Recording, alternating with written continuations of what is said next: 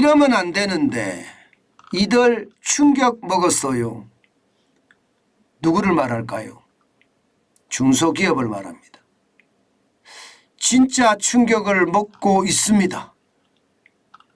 이걸 한번 보실래요? 아마 여러분들도 보시면 깜짝 놀라실 건데요.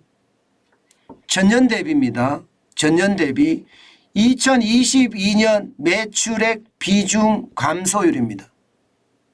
매출액 비중 감소율이라는 것은 전체 기업 중에 말입니다. 중소기업이 차지하는 비중이 줄어들었다는 이야기예요. 중소기업들이 차지하는 비중이 그것도 마이너스 0.4%입니다. 마이너스 0.4% 이러니까 마이너스 0.4%가 가지고 그래 이렇게 이야기할 분들도 계실 거예요. 그런데 규모를 보면요. 마이너스 0.4%라는 숫자가 어마어마하다고도 제가 말씀드릴 수 있습니다. 그 정도로 저는 충격이 굉장히 커질 거라고 생각합니다. 그 어느 때보다가 많이 커진다. 저는 그렇게 보는 거죠. 여러분 이걸 한번 보실래요? 어느 정도인지. 자 보세요. 중소기업 매출액 추이입니다. 2017년에 2,587조 9천억 원입니다. 2018년에는 좀 늘었습니다. 2,862조 9천억 원. 그리고 2019년에는 2,653조 8천억 원이요. 그리고 2020년에는 2,674조 6천억 원. 그런데 2021년에는 보시는 것처럼 3,017조 1천억 원이에요. 엄청나게 늘었죠. 진짜 엄청나게 늘었습니다. 이게 뭐 이렇게까지 늘까 싶을 정도로 굉장하게 늘었습니다. 그런데 중요한 것은요. 중요한 것은 중소기업이 차지하는 비중입니다. 2017년 46.6%였죠. 2018년 48.5%로 좀 줄었습니다. 2019년 47.1%로 줄어들더니요. 2020년에는 약간 늘었어요. 47.2%로. 그러다가 2021년에는 매출액은 굉장히 늘었는데 지금 비중은 46.8%가 줄었다는 거예요. 이게 결국 말입니다. 2020년 대비 2021년이 매출액이 많이 늘었다는 것은 물가가 많이 올랐으니까 그에 대한 영향도 컸고요. 그 다음에 2020년까지 어려웠던 것이 2021년에 아무래도 좀 풀리니까 늘었다 이렇게는 이야기합니다. 그렇지만 전체적으로 비중이 줄어들었다는 것. 이것은요 어떻게 생각하면 엄청난 충격이다 이렇게 생각합니다. 늘어난 숫자가 343조나 늘었으니까 많이 늘었어요. 많이 늘었지만 비중은 줄었어요. 중소기업의 비중이 줄었다는 것 저는 충격으로 보거든요. 왜 충격으로 보느냐. 비중이 46.8%까지 줄어드는 것이 전체 기업 중에 말입니다. 중소기업이 차지하는 비중은 99.9%입니다. 엄청나죠? 0.01%가 대기업이라는 겁니다. 대부분의 기업은 중소기업이라는 뜻이에요. 99.9% 그러니까 771만 4천 개가 중소기업이거든요. 771만 4천 개 99.9%인데 매출액의 비중은 46.8%로 오히려 줄어든다는 것. 이것은 중소기업이 망하고 있다는 뜻입니다. 중소기업이 많이 망하고 있다는 뜻이에요. 당장은 말입니다. 2017년 629만 6천 개가 시작이 돼서요.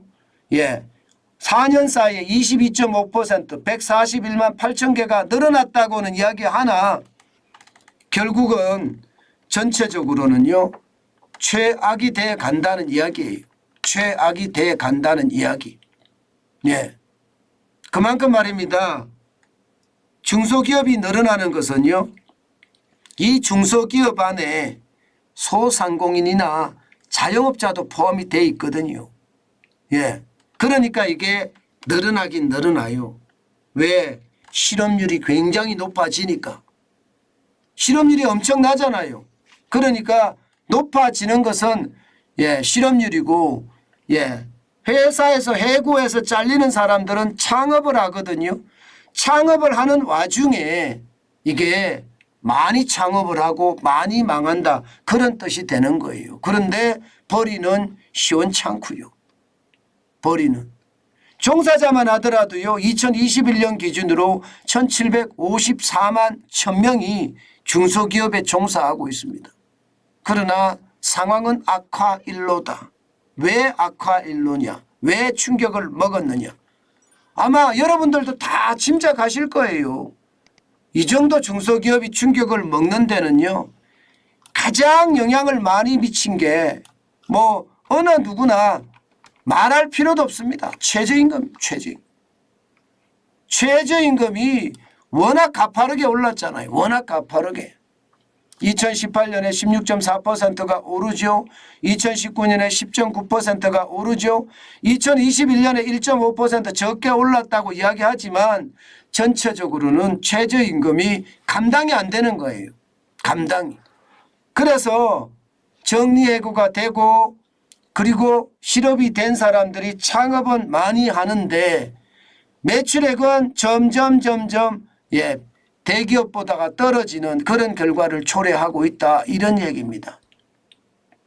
매출액이 343조가 늘어났다고 하더라도요. 여러분 전체적으로는요.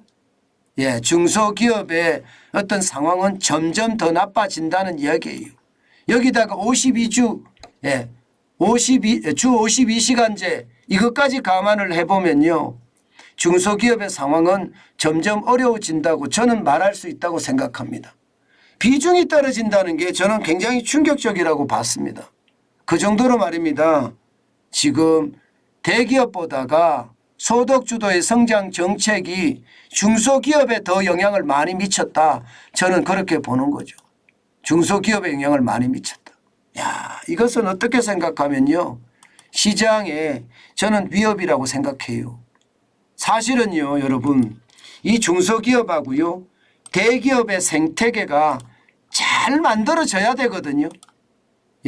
이게 대기업만 너무 많아도 문제고요. 중소기업이 너무 적어도 문제인데, 이게 중소기업과 대기업의 생태계가 가장 잘 이루어져야 되는데, 지금 그 생태계가 저는 최저임금이 워낙 오르는 바람에 깨지고 있다고 생각을 하는 겁니다. 제가 이런 말씀을 자꾸 드리면요. 어떤 분들은 그렇게 이야기합니다.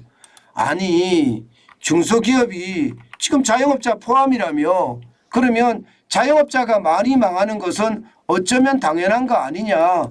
지금 경기가 나쁜데 당연합니다. 당연합니다. 그렇지만 여러분 제일 충격적인 것은요. 제가 생각하는 거는 그래요. 중소기업의 상황이 어려워진다는 자체가 결국 우리 기업들의 전체 상황이 나빠지고 있는 자체다. 저는 그렇게 생각하기 때문에 충격이라고 제가 여러분에게 말씀을 드린 겁니다. 중소기업이 살아야 나라가 산다는 이야기를 참 많이 하거든요. 왜 그런 말을 하나 하면 99.9%이기 때문입니다. 99.9%이기 때문에.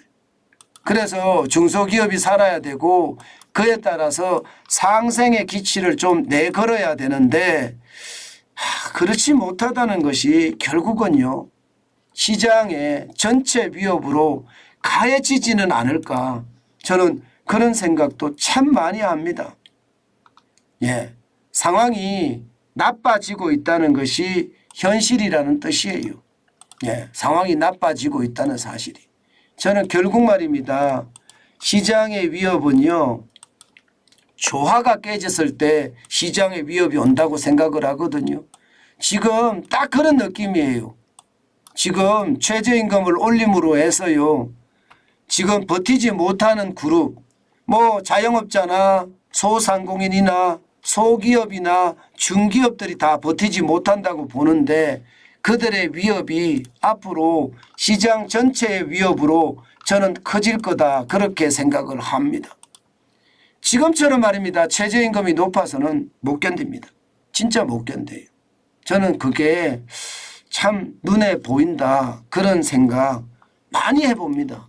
진짜 많이 해봅니다. 그렇기 때문에 여러분 시장이라는 게 고민을 참 많이 해야 된다. 저도 그렇게도 보지만 그만큼 시장의 불안감은 커질 수도 있다는 거예요. 임금이라는 게 시장에 미치는 영향이 크기 때문에